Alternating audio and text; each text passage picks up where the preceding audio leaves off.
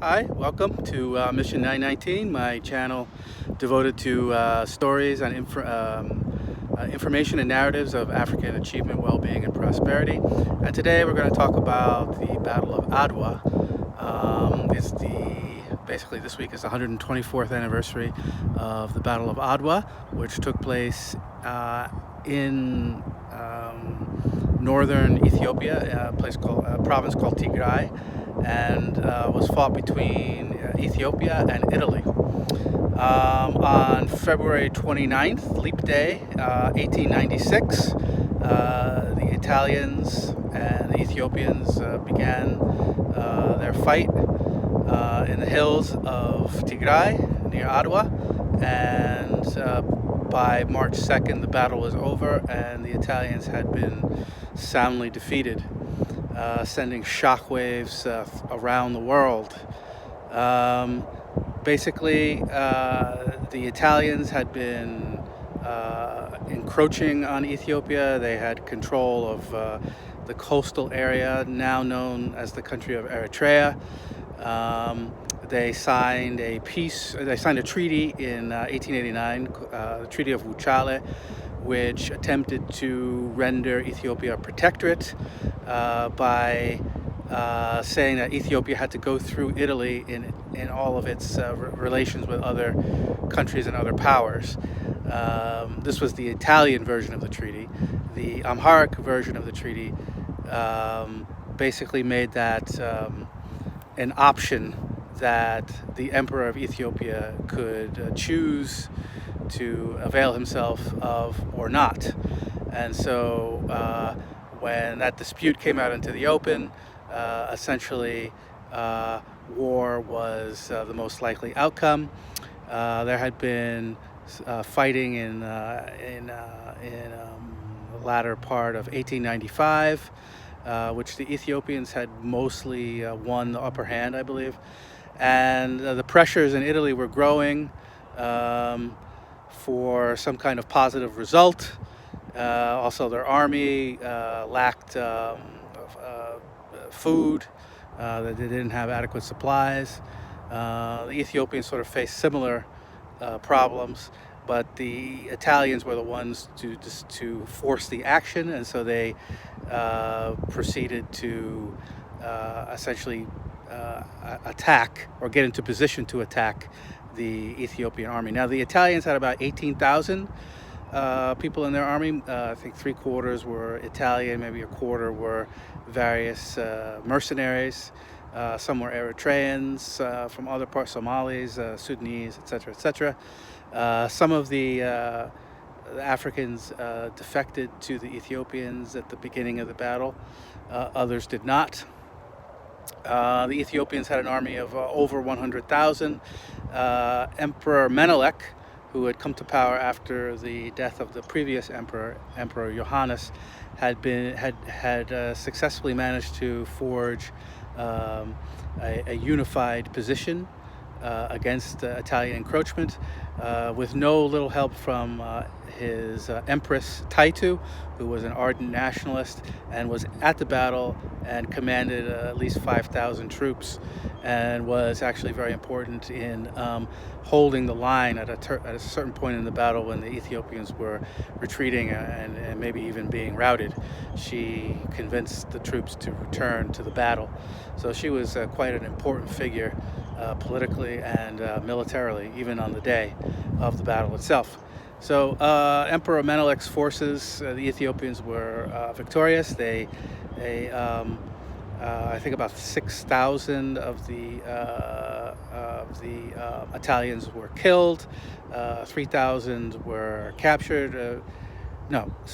6,000 killed, 1,500 wounded, and about 3,000 captured. Some of those who were captured later died before they got back to Eritrea and presumably back to Italy.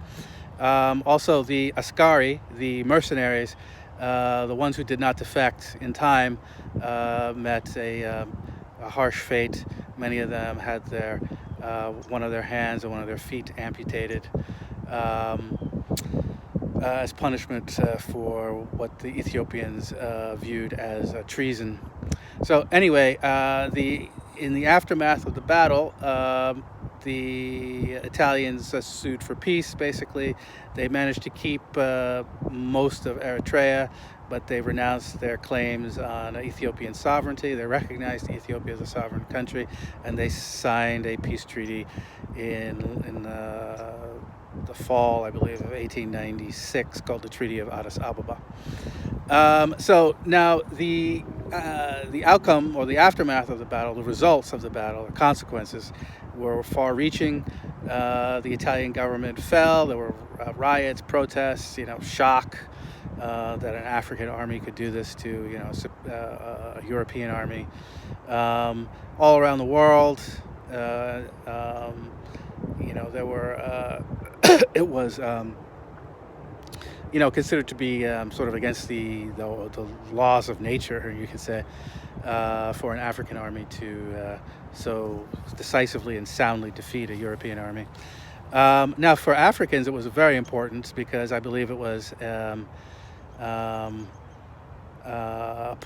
it provided a great inspiration for the Pan-African movement, which was in its infancy. Also, I mean, it just caused feelings of pride and elation and enthusiasm and optimism in the African world. It capped a very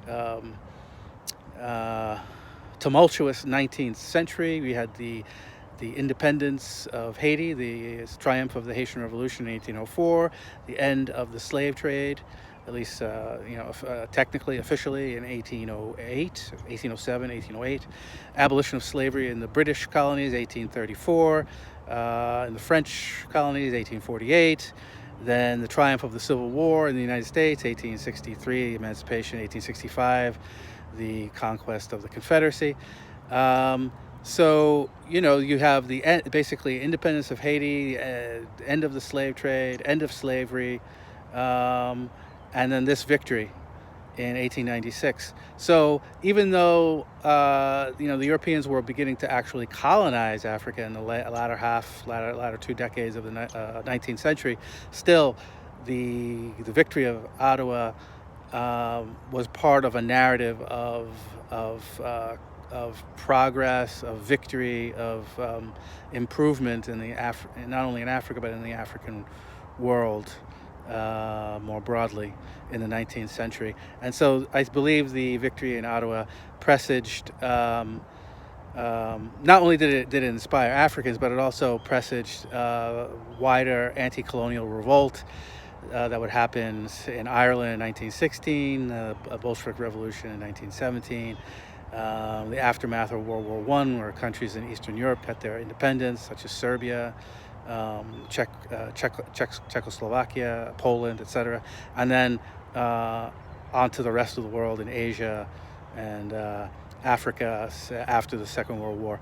So Adwa is really a turning point, a point of pride, a point of inspiration, and is commemorated yearly in Ethiopia, and is one of the reasons why the OAU, Organization of African Unity, was headquartered in Ethiopia, and now the AU is headquartered in Ethiopia because of this glorious history.